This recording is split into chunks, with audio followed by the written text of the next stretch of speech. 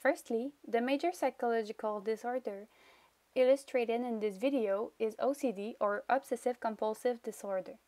The key indications are the fact that the woman is obsessed with sanitation and she feels compelled to clean herself excessively. She also experiences anxiety towards germs. She even leaves her purse in the bathroom because she has to escape the dirty room immediately since she's panicking. She cannot take it anymore. She sees the bathroom 100 times worse than it really is. She also has a ritual to go to the bathroom to keep her hands and things clean as a compensatory strategy. Near the end, she washes and washes her hands as much as possible, even if she hardly touches anything, and even cries because she feels that they are really dirty when they are not. Those repetitive thoughts that pop up in her head cause her major anxiety, which is very time consuming and tough for her. Then I ask myself questions like, why does she perceive the bathroom as really dirty when it is in fact super clean? Then, how did she develop this mental health issue?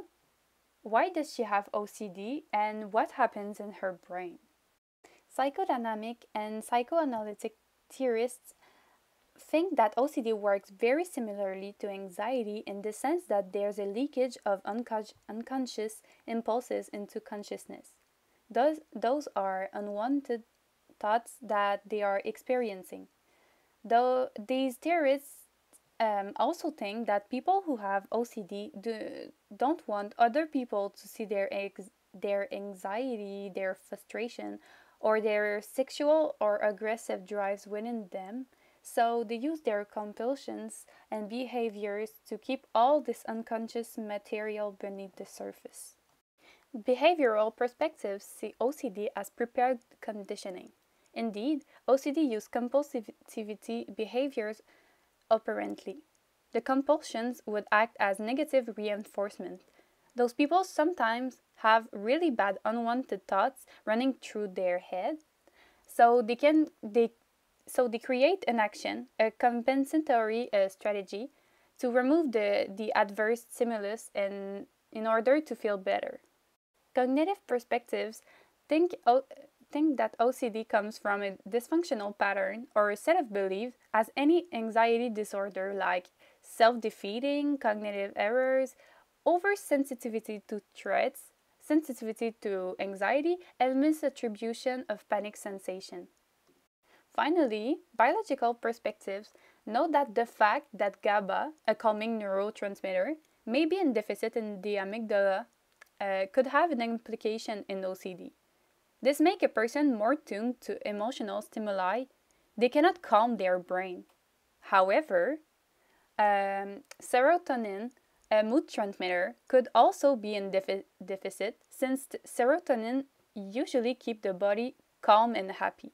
Norepinephrine bursts, the concentration neurotransmitter, can lead to panic attacks since it elevates blood pressure and hyperactivity.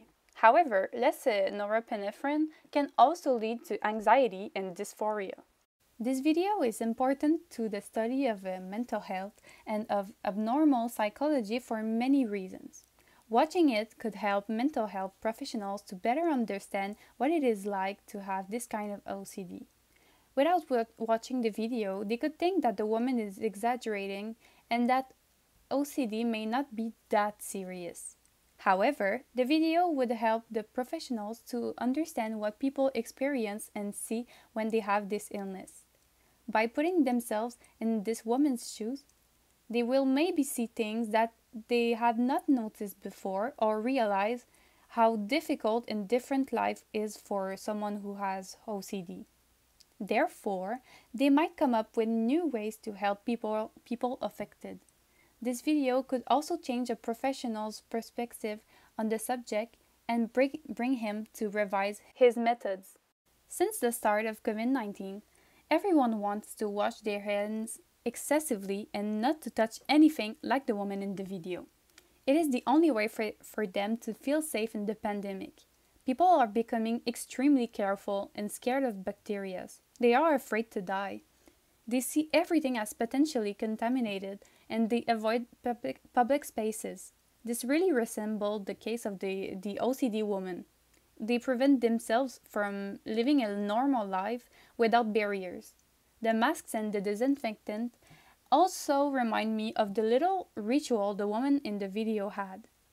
People kind of prepare themselves to face coronavirus by putting their masks on and putting disinfectant. I would recommend cognitive behavioral therapy for the treatment of this disorder for many reasons. One of the greatest benefits of cognitive behavioral therapy is that it helps clients to develop coping skills that can be useful both now and in the future. With this therapy, in this case, that germs are everywhere, thoughts are identified, challenged, and replaced with more objective, realistic thoughts. CBT is also about more than identifying thought patterns. It is focused on using a wide range of strategies to help people overcome these thoughts and see that, for example, a dirty bathroom is not the end of the world.